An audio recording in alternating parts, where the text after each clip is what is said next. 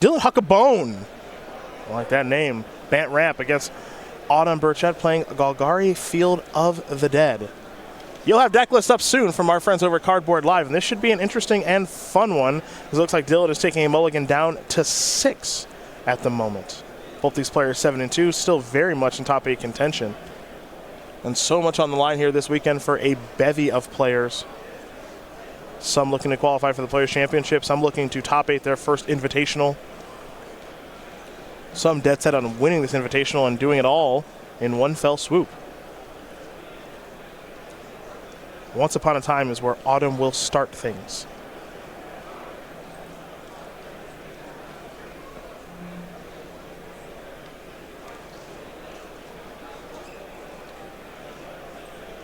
That card will have to be revealed here in just a moment. It is a copy of Overgrown Tomb. The rest are headed to the bottom of the deck in a random order. And so away they go. Overgrown Tomb's going to enter the battlefield untapped, and a Gilded Goose will get things started here for Burchett. Over to Huckabone we go on that mulligan of 6. Fable passes the draw. Temple of Enlightenment is where he will start things off. We'll see where that top card is headed.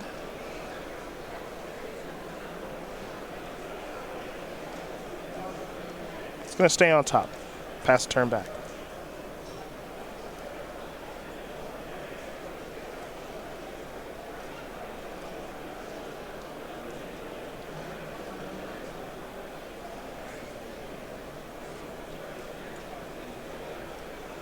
Looks like we're accelerating into a 3-mana spell.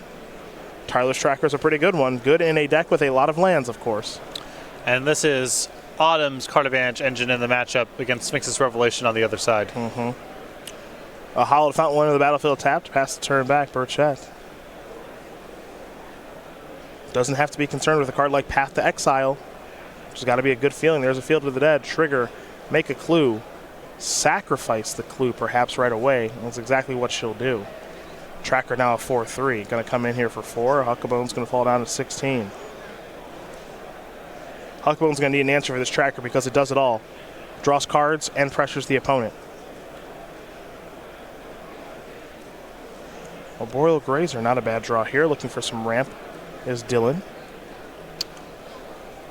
Tireless Tracker, though, from Burchett's side, puts a lot of pressure on Huckabone to respond in some form or fashion.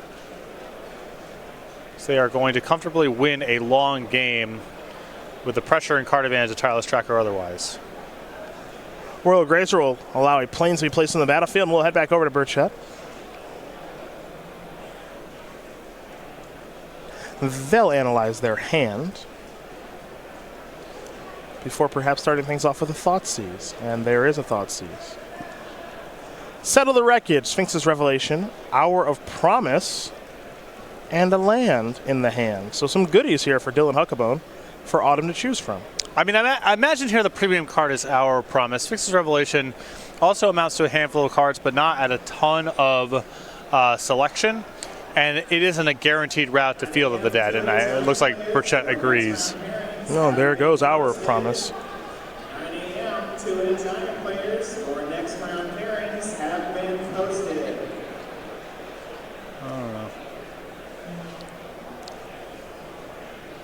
Their hand looks a little jammed up, though. I don't know if there's another land drop to be made here. I imagine Burchett would be moving a lot faster. There was one, because it makes the turn very simple. Well, there's a Fatal Push to get the Grazer out of the way and keep the beatdowns coming.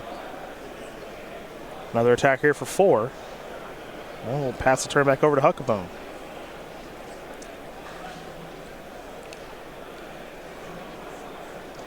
Huckabone drew what looks to be a growth spiral. Didn't get a great look at it, of course. But now if you're Burchett, you know that there's a Settle the Wreckage on the other side of the battlefield. And how are you going to work around it, really? Well, if you don't have a land drop to make, it doesn't cost you a whole lot to offer up the Tireless Tracker, because that card loses a lot of value absent your land drops.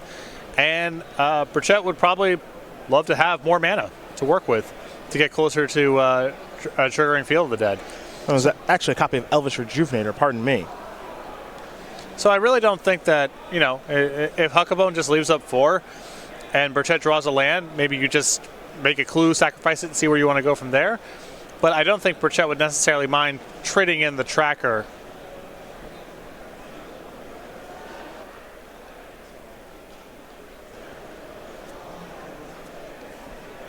We'll head back over to Autumn. No Settle the Wreckage to worry about on this turn, given the mana that's available here for Huckabone. But Huckabone is ramping very, very nicely. The only thing missing right now, it looks for Dylan, is a Field of the Dead. Plenty of different lands on the battlefield. He doesn't have to worry about Settle just yet.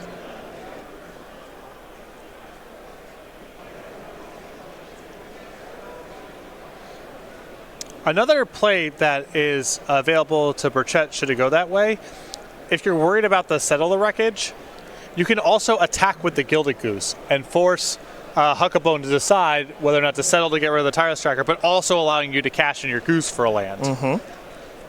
Because Goose isn't getting much better now. No. So I think Burchett would much prefer to have a land over a Goose. Castle Garenbrig was found off of the Once Upon a Time. So that'll be the land for the turn. With a clue on the way, assuming that Autumn did remember the trigger, which I'd be surprised if they didn't. Here come the beatdowns. There's a chump block, no surprise there. Pass the turn back. And there's the clue token for now. We'll get some other ones out there for you fine folks watching home, but for now we head back over to Dylan Huckabone, who appears to have drawn an Oko, Thief of Crowns.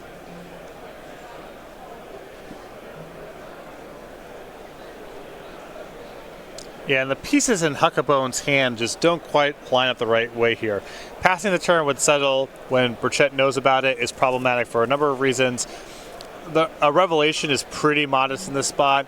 The Oko is not the most likely to survive a turn, should you go that way. Oko similarly modest. Yeah, the problem is if you play Oko and you go and, either route you take probably ends up with your Oko not surviving for very long and not a whole lot to show for it. Well, I'm not sure I agree with that, right? You elk the tracker, it becomes a 4/4. Oko goes down to 1 with the tracker attack. No, because Burchett has the option of sacrificing their clue, getting another counter, and then that finishes off the Oko. Yeah, sure. Right. And Huckabone probably has so many eggs in the Sphinx's Revelation basket, like that's the way to pull ahead on cards, that even doing it for 3 in the face of this Tireless Tracker may not be good enough.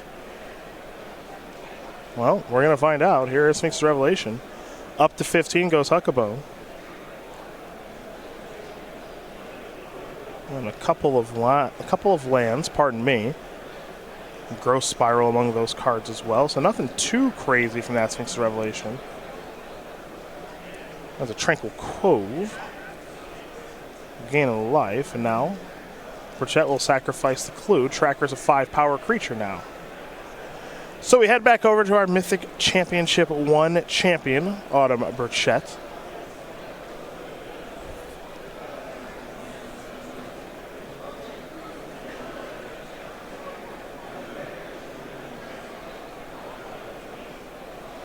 And now we see an Elvish Rejuvenator here.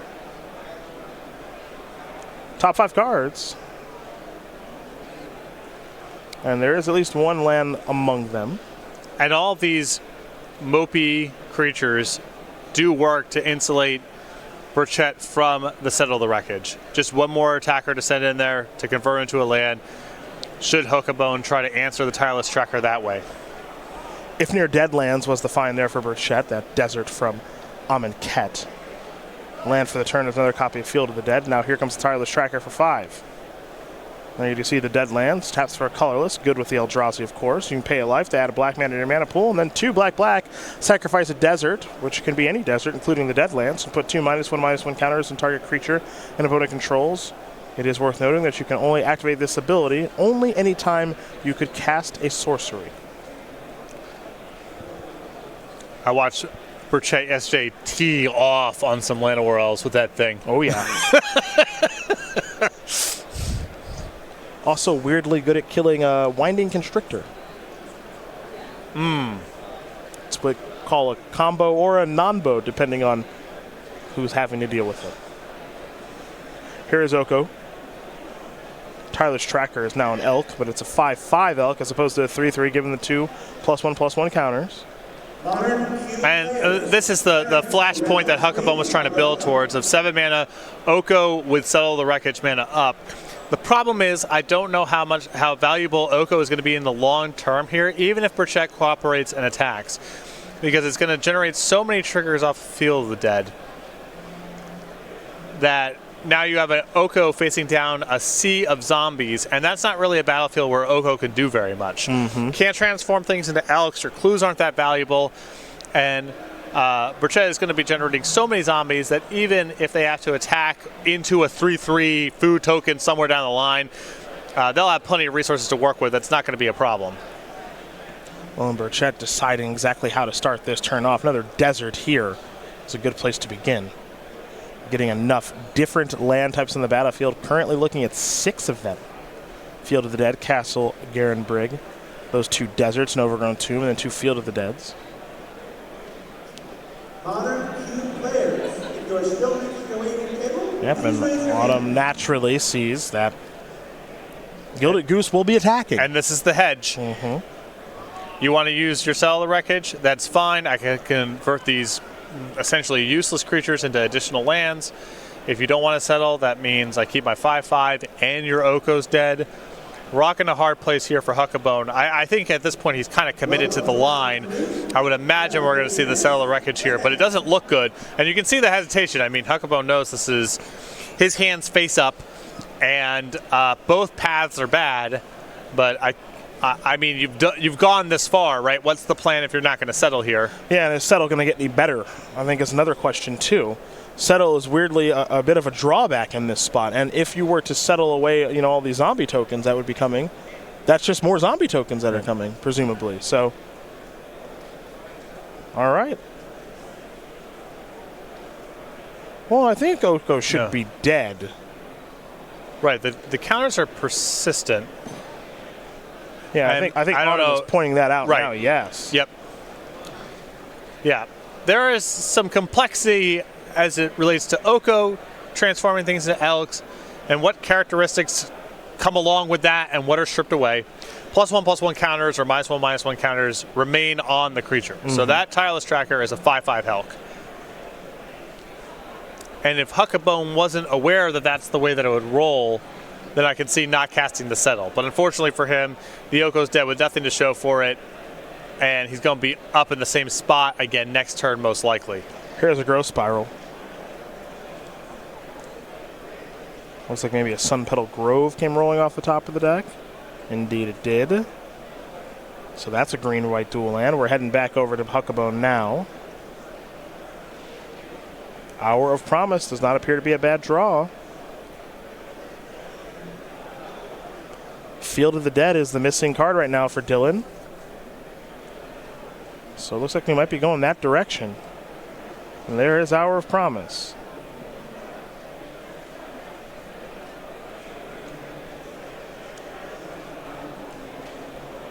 Field of the Deads, plural, are headed onto the battlefield. Don't forget about this one, folks. Hour of Promise is a heck of a magic card. Search your library for up to 2 land cards, not basics.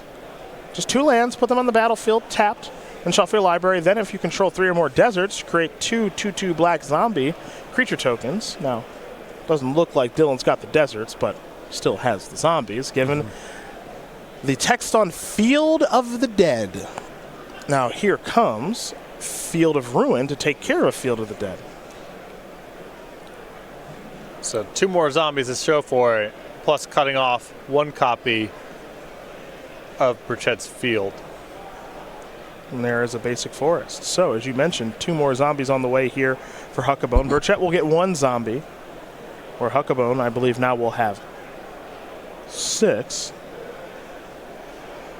And Justin Parnell of Commander vs. Fame is getting plenty of airtime during this game. Now the follow-up is Grazer. No land to show for that, but Huckabone never used that Settle the Wreckage, and that's looking to be pretty smart now. Abrupt Decay is going to take care of 1 zombie. It's a hard way to do it right now if you're Burchett. Got to start somewhere, though.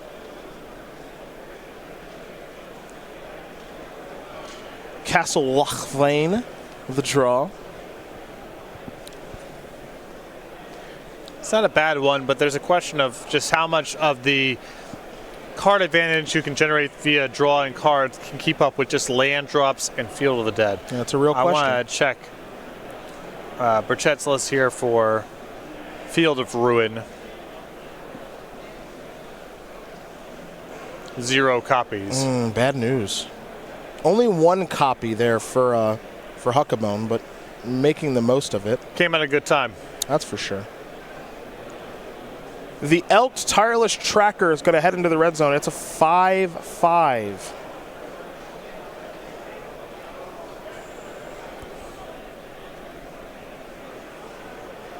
Huckabone sitting at 10 life. 5 zombies on the battlefield. And how will he block? If he chooses to block at all.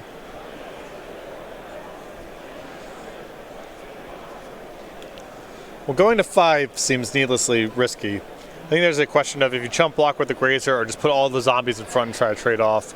Looks like he's going with the chump block. Here is Tireless Tracker. There is Castle Lochvain. Zombies and clues. And now it's an Hour of Promise, so this game is taking a turn. I mean, you would bet on now with Burchett having more copies of Field and having a Tireless Tracker with a bunch of clues.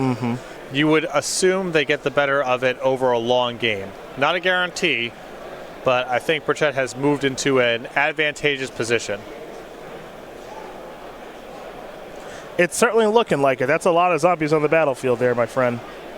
Now, the downside here is that, you know, Huckabone can, in theory, reset some things with copies of Supreme Verdict and can use Sphinx's Revelation to find draws, to find additional lands and additional draws in a way that Burchett cannot. But the clues are such a powerful way of grinding through a game like that. And Burchett does not have to commit the Tireless Tracker to combat as a needless risk. The Tireless Tracker can just hang back on D, keep drawing cards, keep fighting land drops for Field. I suppose that's not true anymore. But before Oko showed up, it was true. Oko changed some things, as Oko oftentimes does. A couple more zombies past that turn back. Players in the 12:30 Legacy, 12:30 Legacy around 1. A real prize for Burchett here would be Thoughtseize. I was thinking the same thing. If you find a Thoughtseize off these clues, you can take care of the Citadel pre-combat, and then I don't think Huckabone has much of a way of defending himself. Well, here is a Thoughtseize and a couple copies of Abrupt Decay. So Thoughtseize, take your settle. Autumn trying to make this go by a little bit quicker because time is of the essence. We just saw our 2 8-0s get draws because they were unable to finish. So now comes, I believe, Abrupt Decay on 1. Got another.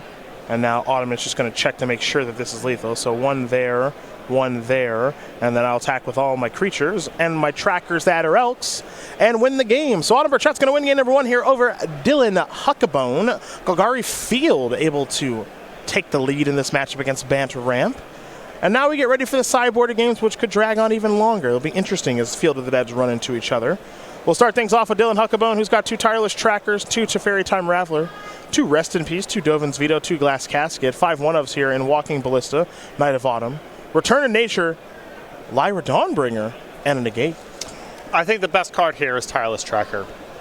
That allows Huckabone to keep up in a game that goes on for a long time. Burchett's probably cutting a lot of their removal. You could talk me into things like Dovin Vetoes and Negates kind of on spec, sort of assuming that Burchett is going to be sideboarding in spells, if anything. But there aren't a whole lot of high-impact spells in game number 1, setting aside the Hour of Promises. So we'll see. I like the Tireless Trackers. The Teferi is low enough opportunity cost that seems okay too. The counters, maybe yes, maybe no. Other side of things here for Autumn. 2 Ashiok Dreamrender, 2 Pulse of Marasa, 2 Fatal Push, 2 Lost Legacy, 2 Liliana the Last Hope, 2 Unravel the Aether, a Kalitas, a Noxious Grasp, and a solo copy of Legion's End. Some really good options here. The prizes to me from Burchett's sides, I think, are Lost Legacy and Ashiok Dream Render. There is just not a whole lot of substance in Huckabone's deck if you can handle a handful of cards.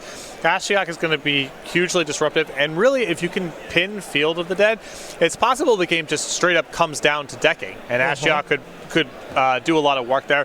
If you wanted to get away from some amount of the creature removal, I think Pulsa Marasa is probably a replacement level card that's fine to bring in if you just want to cut some removal. But I would imagine Burchett's mindful of the possibility of Planeswalkers and creatures like Tireless Tracker, and won't go overboard going down to 0 removal spells. Well, this matchup is about to get a lot more complex potentially, so we prepare for game number 2 here in just a moment, but very quickly, Season 1 of the 2020 SCG Tour is going to start real soon, folks, and we announced our dates and locations a little bit earlier this year. So you'll see SCG Columbus is going to be a Team Modern Open, just like we did last year. Heck of a show and heck of a turnout there, so we're hoping for more of the same to kick off 2020. We're going to Knoxville. We're back. Yes, we are. First time since 15. You and I were there. Cool little college town there for sure. Modern Open. We'll do a little Team Constructed Open in Richmond. Team Constructed in Philly as well. Pioneer Open in Indy, folks, February 22nd and the 23rd. Then we got the Regional Championships March 7th. More information coming about that at the beginning of next year. We'll do a Pioneer Open in Baltimore. Syracuse apparently is a mystery. March 21st and the 22nd. Do we have any other mysteries here? We do in Atlanta and Worcester. Cincy, Louisville, Philadelphia, and then we've got SCGCON Summer, Magic the Gathering Convention with our Season 1 Invitational, and so much more happening June 11th through the 14th. All that information is at go.starcitygames.com/schedule for more information. Knoxville, huh? Knoxville. Might see you there. Maybe. We got to sort it out. Still waiting. Still waiting. Working on it. Working on it, huh? Actually, let's call it. You'll do all the shows. Let's pencil you in for them all like you've been angling towards. Or are you dialing back on that a little bit now there, tough guy? Well, you know, May and June are going to be busy for me this year. Oh. So I got to sit those out. We'll come back to it. Yeah, we'll see. We'll see. Have to shut it down for a little while. We'll break getting old. It's not really the reason. Both these players will take a look at their opening hands. Huckabone's going to send his back real fast. Did not like what he saw at all. Don't think there were any lands in that hand for him. For Autumn, looks like it might be okay. I'm a little surprised that I think I caught a glimpse of Huckabone's opening hand. I'm pretty sure that I saw a copy of Arboreal Grazer, and that would be the first card I would side out in this matchup. Yeah? And 0-3 just isn't a card. Yeah, well, I mean, it does ramp, quote unquote, but not always. Right. Not always. Like, I would sideboard out Mox Diamond in this matchup, and Arboreal Grazer seems like that, but 1 million times worse. Sure. A lot of cards are worse than Mox Diamond, so. It's just a battle over accruing resources, and the 0-3 just doesn't, you know.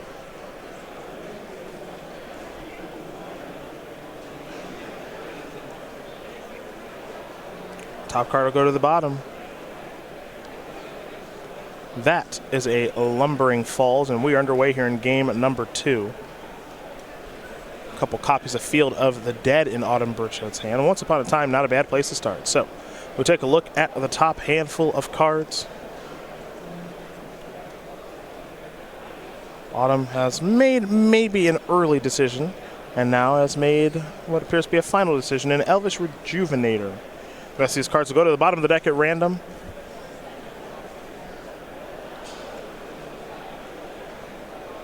There's the Field of the Dead, and we pass the turn back. Back over to Huckabone we go. Blossoming Sands, gain a life.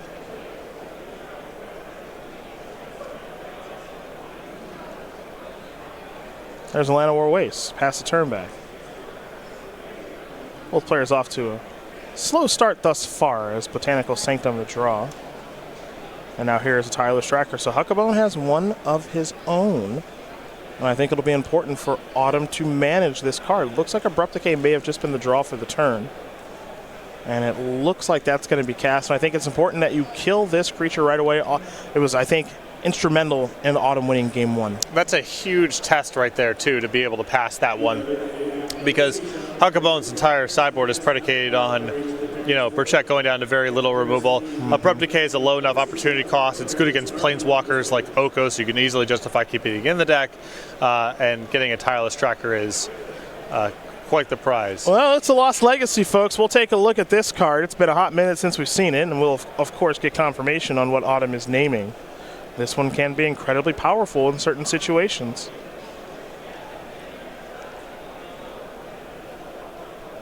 And here is the Hour of Promise is the name. You get to name a non-artifact, non-land card. Search your target player's graveyard, hand, and library for any number of cards with that name and exile them. That player shuffles his or her library and then draws a card for each card exiled from hand this way. So it doesn't look like there are any in hand here for Dylan Huckabone. You can see the hand of Growth Spiral, Settle the Wreckage, Sphinx's Revelation, and it looks like Scavenging Grounds. Maybe a little surprised to see Settle the Wreckage in after sideboard? I don't know. I mean, he's got a lot of...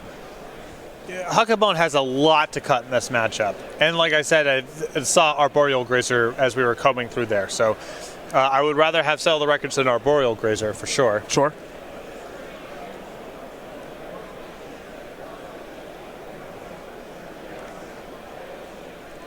Yeah, but you can see Huckabone's tools for this matchup are a little bit on the clumsy side and get a lot worse when his hand gets revealed.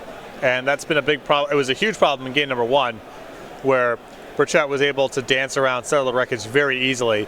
In this game, set aside the fact that I think Huckabone might just be on all tropical islands. Yes. No white mana for the Settle. Again, it's transparent, very easy for Burchett to play around. Yeah, having some difficulty cobbling together multiple sources of white mana. Blossoming Sands right now is a green and a white dual land that's on the battlefield. So there is a little bit of white out there for Huckabone, but it's not the prettiest of mana bases at this stage. Perhaps Elvish Rejuvenator will help as he takes a look at the top 5 cards. Blast Zone among them as a choice, and it looks like Blast Zone is the only choice. So that land will enter the battlefield with 1 counter on it. But it is a hit nonetheless there for Dylan. Those cards will go to the bottom at random. And now there's a Fabled Passage, so double white is no longer an issue, as the Fabled Passage could search up a basic Plains, and now a zombie token has joined the battlefield from the Field of the Dead in the 7 different land types. Not hard for Huckabone to do, and we already know it's not hard for Autumn Burchett and their Golgari Field to do. So here's a Courser of Kruphix, an oldie but a goodie. Top card is an Elvish Rejuvenator. It's weird to call, Courser of Kruphix an oldie but a goodie, but it's about 5 years old now, I think. Yeah. We've been doing this for a while, Yeah, time flies. Theros block. Fabled Passage will be sacrificed. Another zombie will be on the way here for Dylan. So Huckabone left over very good here in Sphinx's Revelation. But it's possible Burchett can keep up on cards if the Courser Kruphix is cooperative. They're not that far away from getting Field of the Dead online themselves.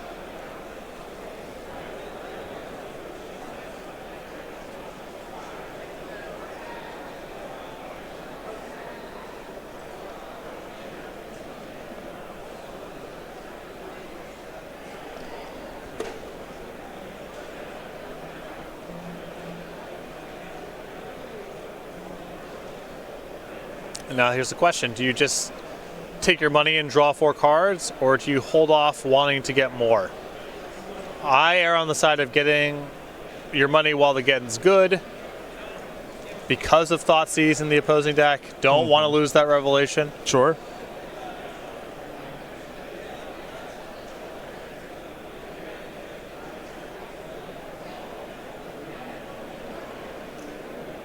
Well, Rejuvenator's the draw. Lost Legacy's on top of the deck.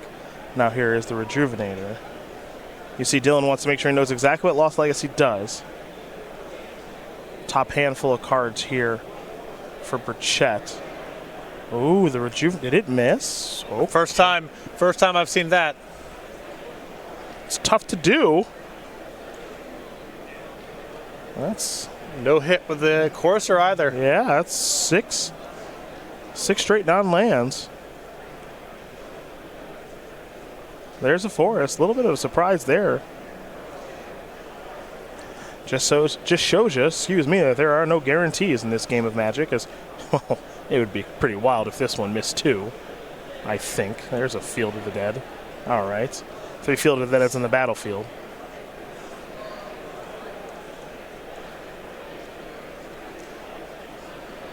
So we have 4 different land types out there, and top card is a copy of Legion's End, which does a nice job of sweeping up all the zombies. So Dylan is gonna tap some lands for Blast Zone and bring it up to 3 counters. You'll note Autumn's battlefield is full of 3-mana permanents. And getting the courser off the battlefield, pretty critical here. Huckabone can't risk Autumn just stringing together some lands and getting Field of the Dead online when they have so many. It also frees up his zombies to start attacking, maybe even the Lumbering Falls as well. And even with the Sphinx's Revelation in hand, if I'm in Huckabone's position, I'm not super confident that a long game favors me, because you only have so much interaction for Field of the Dead. And once Burchett is up 3 fields to your 1, they're going to crush you just on each land drop. And a lot of your other cards get invalidated in that world. There's another copy of Elvish Rejuvenator. That one appears to find Temple of Enlightenment, I believe. And so here's a zombie, and now there is your scry from the Azorius Temple.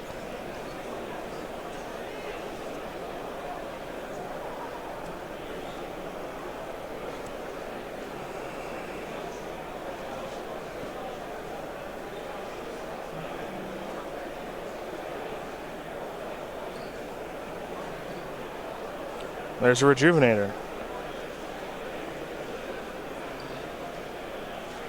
There's Castle Lockvane.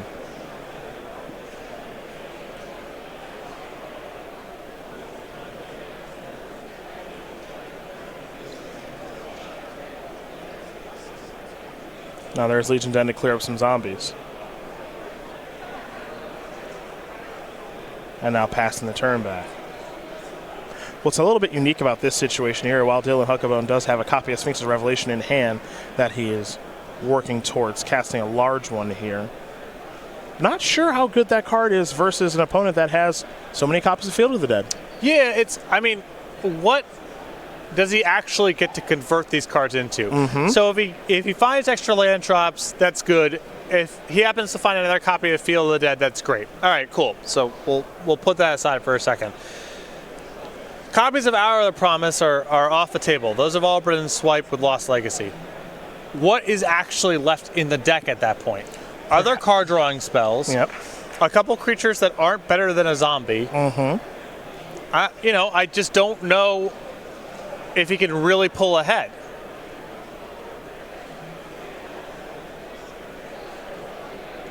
Burchett will draw.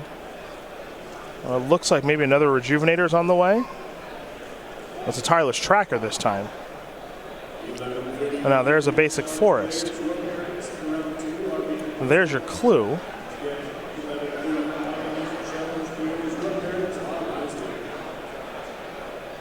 And now it's time to sack that clue. Counter on the tracker, a card that again can run away with this game all by itself. And pass the turn back. If you're Burchett, this here's the Sphinx's Revelation. You're really looking for your own copy of Hour of Promise, but you also have Castle Lockvane to activate. Yep. Enough life to work with, I would say. It's not the highest life total sitting there at 12, but probably doing okay. It presupposes that Huckabone could even make any inroads on the battlefield. And that's the issue here is, especially if he's down 3 Field of the Dead to 1, he doesn't have a way to generate extra land drops. He just plays 1 land a turn.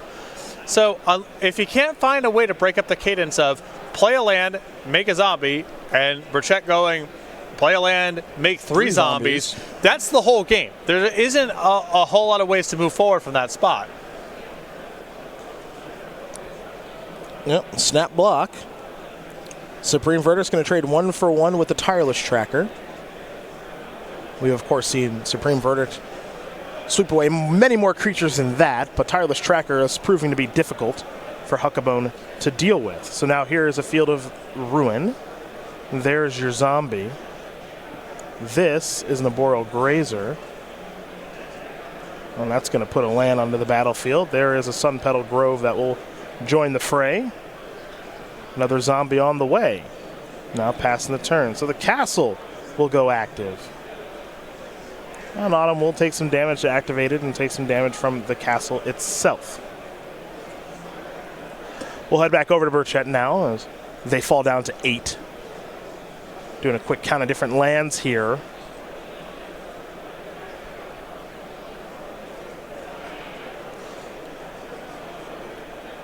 I kid you not when I say that if Burchett is able to get these fields going, I think Huckabone's at risk of getting decked. Like, the game could go that way. There's the Oasis. But that's only land type number 6. And the Lumbering Falls attack can move down to 1.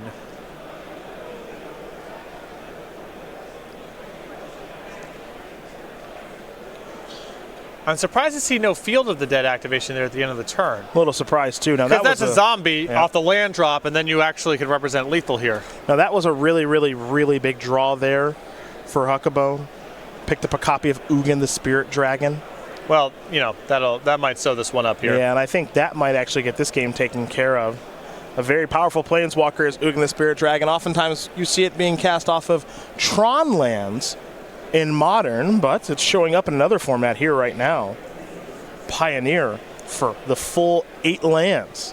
Looks like Huckabone has a Dovin's Veto there as insurance too. Mm-hmm. And that is going to do it. So Burchett unable to find enough different land types and land names to turn on those Fields of the Dead. And we're all tied up here in Golgari Field and Bant Ramp. And now time, partner is becoming very important as we're about to be underneath 13 minutes. And neither of these decks are that well suited to play a fast game. Mm-hmm. There's only so beatdown they can go. They're much better defending themselves and blocking than they are at threatening the opponent and attacking. I think both of these players have played at a very crisp pace. The games haven't even been as long as this matchup can go sometimes. And we are under 13 minutes, both players still sideboarding. Well, tick-tock. Tick-tock on the clock. We'll see maybe some speed magic here in just a moment. Doesn't look like Huckabone's going to change too much. Burchett maybe swapping out a card or two. So these players will get ready here for game number 3. Not sure if we'll have time to bring you a time-shifted match this round. We'll have to find out. But this match has been an interesting one between two Pioneer decks that I don't think were really expected coming into the weekend. Bant Ramp's got a little bit of a pedigree on Magic Online, but this Golgari Field deck that Sam Black and Autumn Burchett have brewed up really doesn't. I know you can expect content about that deck on StarCityGames.com Premium coming this week from one or both of them. And perhaps Autumn continues to make a deep run in this tournament. They would move on, pardon me, to 8-2 with a win. Do remember that these players are playing for quite a bit here this weekend at these 7-2 records. They are very much in contention for a top 8 berth where, at the very least, they'd walk out of here with $3,000. Top 4 is $5,000. A finalist is $10,000. And then the winner, $20,000. Plenty of SCG points and Season 1 invitational qualifications on the line, of course, for that invitational that's taking place at SCGCON Summer next year. You see all the match points, but there's more. There's plenty more. You win this tournament, you get an invite to our Players' Championship next month at the Star City Game Center in Roanoke, Virginia. Buys and free entry into SCG Tour Opens. Free entry at select events like some SCG Classics, and the thing everyone's really here for, the personalized token. I know. Be an elk, be a food. I'd be a gingerbread man food token. A gingerbread man token? Oh, yeah. It's a good choice. That's what I would do.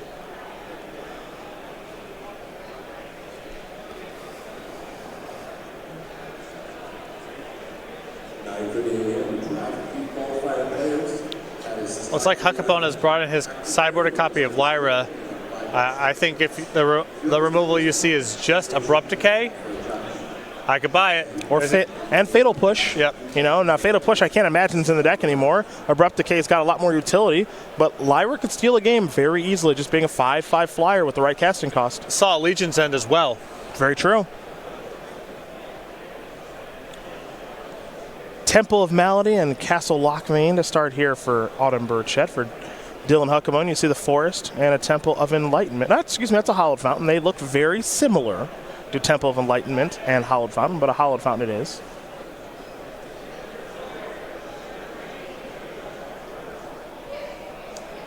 This is a Liliana, the Last Hope. This is out of the sideboard as well. Mm-hmm. And there's a chance here that Huckabone cannot get this off the battlefield, nor beat the ultimate. Yeah, I think the plan here from Burchett is pretty simple. Let's get to the emblem, and can Dylan beat the emblem, which of course is a -7. You get an emblem with at the beginning of your end step. Put X 2/2 black zombie creature tokens onto the battlefield, or X is 2+ number of zombies you control, fielded that it conveniently makes a zombie, so we could be preparing for a battlefield littered with zombies. Now, Blast Zone is timely. That's a good find. That's an answer to that problem. Yeah, I mean, that's a lot of the development. You got to spend some time on that, but yes, it is an out to the Liliana. And there's a Temple Guard. There's a battlefield tap. This deck is ramping very well thanks to Growth Spiral and Elvish Rejuvenator. Plus the Liliana, take care of the Rejuvenator. That part's pretty easy there for Burchett. Let's see if perhaps it's Tireless Tracker time. It's actually going to be Ashiok time. So there goes a Tracker, a Negate, a Revelation, and a Fabled Passage. Now the Graveguard is exiled as well. Ashiok Dream Render now on 4 loyalty with Liliana up to 5. However, again, it's that Blast Zone that can answer both of these Planeswalkers now. Yes, I was a little surprised to see the second 3-mana Planeswalker deployed, since just the Liliana itself is going to put pressure on Huckabone to use the Blast Zone. Now this is a big turn here for Huckabone. There's some 5-mana spells in hand. There's also a Blast Zone on the battlefield. So which way does he want to navigate things? Has the opportunity to play an Hour of Promise or a Lyra Dawnbringer, and it looks like going to do neither. Well, the Hour of Promise is off the table, I think, with the Ashiok, and the Lyra is just not. Oh, you're right about that. With the Hour, you just gotta take care of these Planeswalkers before the Liliana goes ultimate. Gonna mill a handful more cards, a couple of lands, and a Boreal Grazer and a Sphinx's Revelation will bite the dust.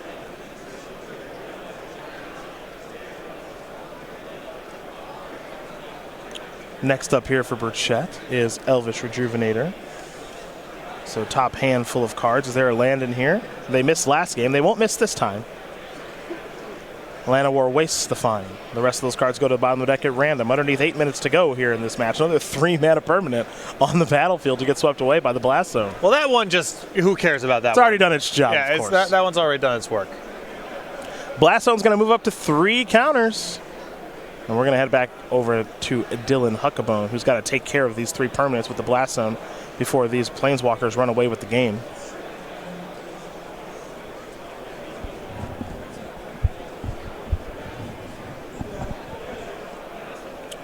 Bombs away. Those permanents will leave play.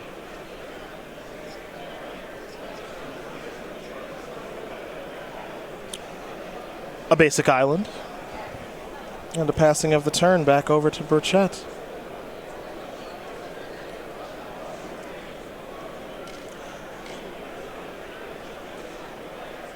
This is a Hatchet Oasis.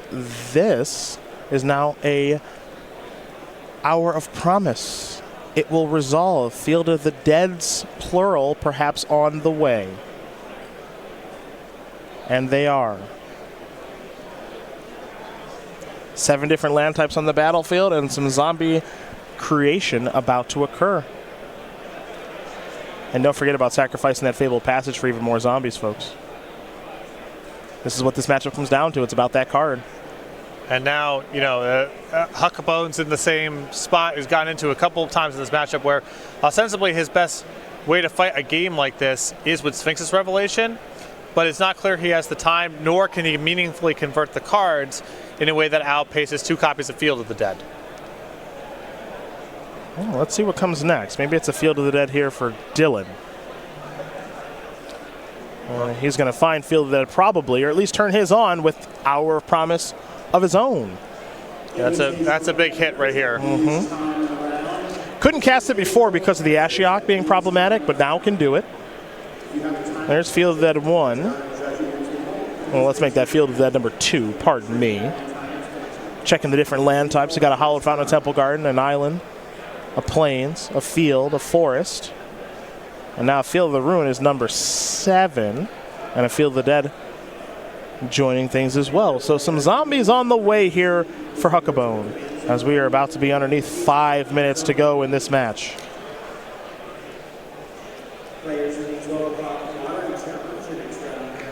So he'll also get 4 zombies. And now there's the Grazer. Doing a little blocking. Nice.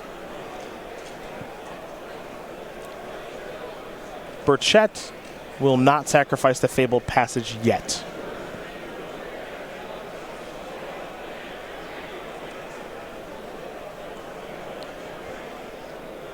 Zombies.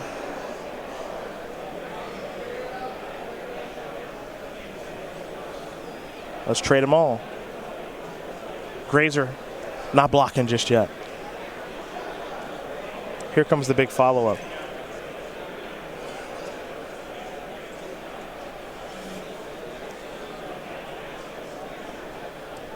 It's another Hour of Promise. That's a huge find. Yep. This got to be fields 3 and 4 coming. And you can see why Burchett sat on that Fabled Passage. Had aspirations of setting up this, and now the Fabled Passage is worth 4 zombies instead of just 2.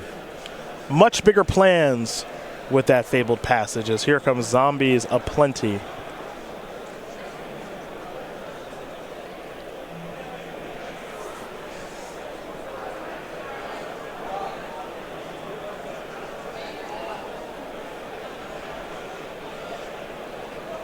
And there's a Desert of the Indomitable. 4 more zombies past the turn back.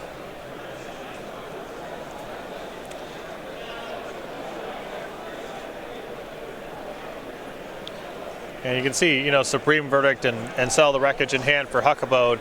These cards basically trade off with 1 land drop at this point. I gotta say, I'm pretty proud of myself. Remembering Desert of the Indomitable. Good hit. From Ronus. That's how you do it. Yeah. That's the cheat code.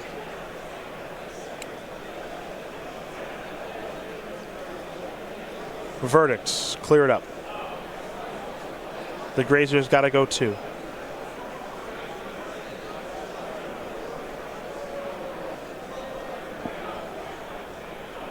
I think Huckabone may not have the requisite colored mana left over to be able to cast the copy of Lyra in hand. Makes you question about that use of the Field of the Dead maybe a little bit earlier in the game. Never fired off until right now. So here goes Field of Ruin to take care of a Field of the Dead, which is what's occurring right now.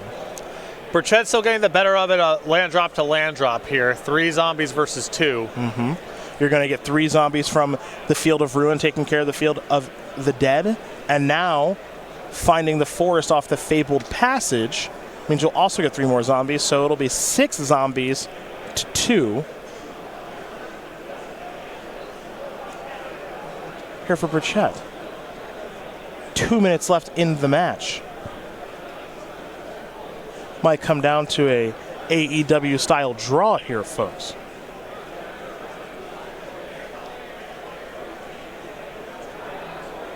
Burchett's looking to get this game over with.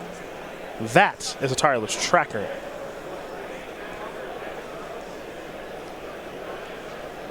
This is a hissing quagmire. Ooh, a creature land might matter. Yeah, It could. Just hard for Huckabone to keep his head above water because his spells are no good now, and until he finds a 3rd copy of Field of the Dead, neither are his land drops. There's Novice Rejuvenator. I believe Burchett's last card in hand You got to be hoping it's a Thoughtseize, it's right? Lyra. It's Vraska's Contempt. Okay. So cover for Lyra or any Planeswalker. That's a big deal. Yeah, that's a good one to have left over here. Westvale Abbey is the find off of the Rejuvenator. This battlefield is cluttered with zombies, which means the ones that are active are more than happy to attack. Can sacrifice one of these clue tokens from the tracker if you'd like. I think what they're hoping to find, much like in game number 1, is a Thoughtseize to make sure that you don't have to care about Settle the Wreckage, assuming Thoughtseize is still in the deck.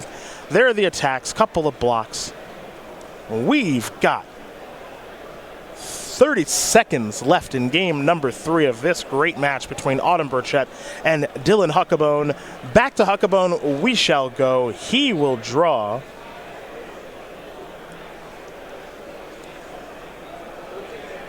You see the hand and his inability to convert all of these resources to Settle the Wreckage. A Sphinx's Revelation, a Lyra Dawnbringer. Not sure any of these spells are going to be good enough. And we see what the most important card in the matchup is here, partner, and it's far and away Field of the Dead. Yes. And I think there's a secondary thing that's going on in these games where Autumn is just getting the better of it out of lands with utility. The castle has been a big deal here. It's a baby rev. When you're playing Bant Ramp, this is not how much you were looking to cast Sphinx's Rev for. I don't know what the hunt could even be here. Supreme Verdict. I don't know if he can cast I don't know. Yeah. He doesn't have enough blue mana. Yeah, that's an issue. Right, that's cut off. He's cut off in both directions here. Yep. So you're going to need blue, blue, white to do this, so you can't use the Force to cast the Verdict. I would prefer a line myself of just cast Lyra with Settle back and hope that, Hope the things align. Right, Sure. yeah, maybe if Burchett just got land drops there, you're at least covered for one turn, and then you can untap and rev for a ton, and, maybe you start pulling forward that way. Here's Field of the Dead, 3 zombie tokens on the way. And I think Burchett is likely to just dig like hell this turn and try to find a Thoughtseize or something else that answers Settle the Wreckage and then go into combat. We're going to turn 1 of extras now. This game certainly favors Autumn. But can they get the job done?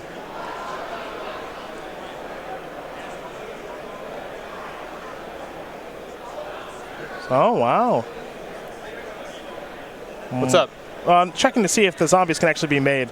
Looks like there's 6 different land types. Yeah. Ooh, okay. Okay. Yeah, it got confusing because the Field of the Dead, Field of Ruin got converted into a land that Huckabone already had. Normally, it doesn't turn on and off. Yeah. Once Field of the Dead's on, it's on. But that's a weird case where that wasn't true. Castle Lachvane might be getting activated here in just a moment. And it is. Thoughtseize, where are you? I know. Where are you? I know my opponent has Settled the Wreckage. Where are you? Yeah, that Sphinx's Revelation sort of gave off some signal. Gonna play a tracker. Gonna play a land. Get 2 clues.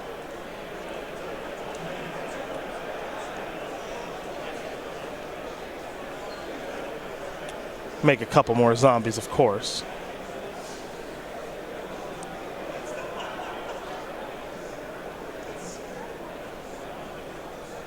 Just trying to figure out exactly what mana to tap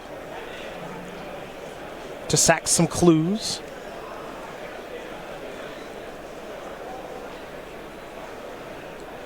Maybe a few 2 zombies made. Yeah, because Burchett, I think, is down to 3 copies of Field, not 4. Sack a clue. Don't think any Thoughtseize is cast this game. Memory serves. So each tracker will get a counter. That doesn't appear to be it.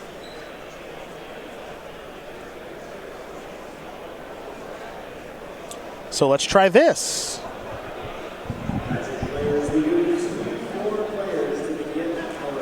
I don't think that was it either. Lost Legacy would do it too. Lost Legacy would be totally fine. A couple copies of Noxious Grasp and friends. Now, do you have to be careful with how you attack? That's a good question. I mean, in theory, yes. I think practically no. Burchett's so flooded with zombies here that you can even over-attack into Settle the Wreckage and still be able to come back next turn for lethal. I would probably send in 8 zombies myself to threaten lethal through 1 removal spell. If it happens to be something like Azorius Charm instead of Settle. Although I guess there's no blue mana. I don't know. I'd probably still send 8 just to be safe, but 7's justifiable too. The wreckage has been settled.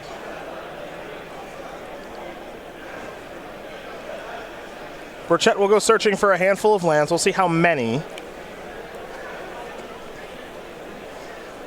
And of course, that means more zombies will be made. Because one thing that Burchett would like to do, which makes sense, is leave some lands in the deck in case they get settled again. Or if Huckabone were to draw Supreme Verdict and clear everything up, you don't want to leave yourself in a situation where you don't have enough lands to regenerate a ton of zombies and get the game over with in turns. Yeah, Ugin the Spirit Dragon's a consideration too. You know, you saw that in game number 2. And that's the kind of card that Huckabone could draw to force a draw in this match. I think that's very important to note. So one thing that Burchett did get were clue tokens. Picked up a copy of Abrupt Decay. Clue tokens, of course, from the lands that are in the battlefield from the Settle the Wreckage. So unable to find Thoughtseize last turn, but almost certainly able to find it next turn with how many lands are on the battlefield, how many clues are there as well. And Lost Legacy plays too. Yes, it There's does. so many looks at a discard spell next turn. Huckabone will draw. Is it an Ugin? Is it a Supreme Verdict? Is it something to prolong this game so he can work himself to a draw? It looks like it was just a Glacial Fortress.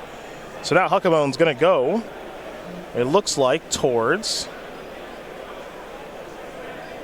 Hour of Promise.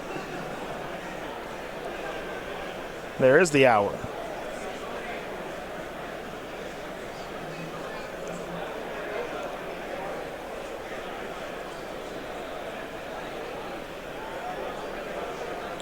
Do the count. 6 different land types.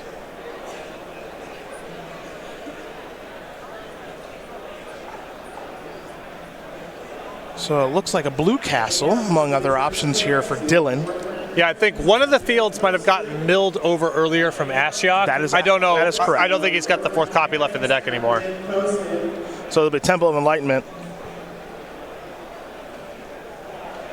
Scry Trigger on the way, joining the Castle Vantress.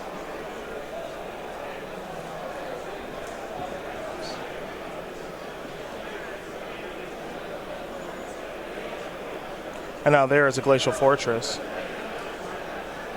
So it looks like 9 zombies will be made, and now there is Lyra Dawnbringer. So now, if you're Autumn, you can think to yourself, I'm clear for takeoff. I don't have to worry about Settle the Wreckage or anything. Let me kill enough stuff to get this game over with. Noxious Grass works itself into the equation. Other removal spells do too. And can you cross the finish line for 14? I mean, I think they're well over here. Oh, this makes it pretty easy. Oh, is that Legion's End? That makes it as easy as can be. Autumn Burchett going to win this game and match here over Dylan Huckabone. 2-1. Golgari Field will take care of Bant Rap, and for Autumn Burchett,